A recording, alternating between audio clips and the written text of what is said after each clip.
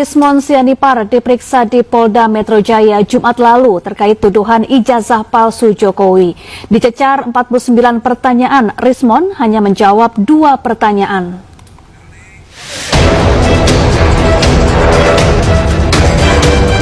Rismon Sianipar kembali memenuhi panggilan Polda Metro Jaya terkait kasus tuduhan ijazah palsu Presiden ke-7 RI Joko Widodo.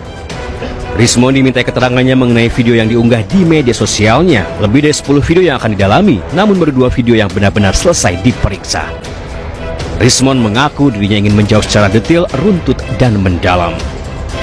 Saya menjelaskan secara sedetil-detilnya, ya, kajian ilmiah saya, karena memang kita ini orang-orang yang berbeda, orang-orang yang tidak pernah ketemu sebelumnya, dan disatukan dengan nilai akademis, nilai-nilai saintifik. Saya dengan Bu Tifa juga kenalnya 15 April 2025 di UGM, bahkan di depan ruang 109 Fakultas Kehutanan UGM.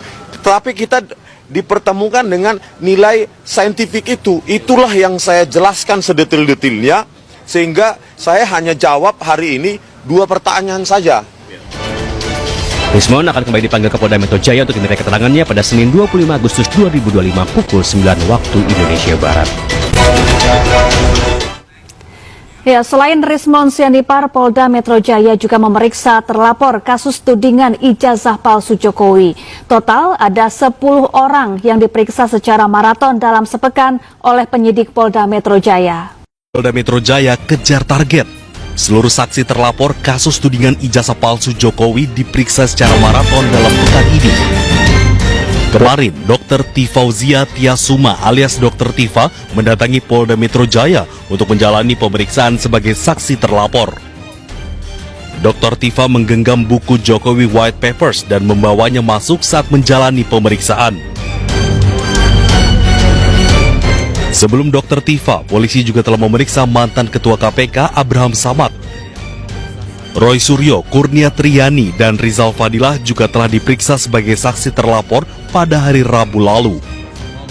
Sementara pada hari Selasa, 19 Agustus 2025, Polda Metro Jaya juga memeriksa 3 orang saksi, yakni Meriakti, aktivis KNPRI, Sunarto, YouTuber, dan Arif Nugroho, seorang jurnalis.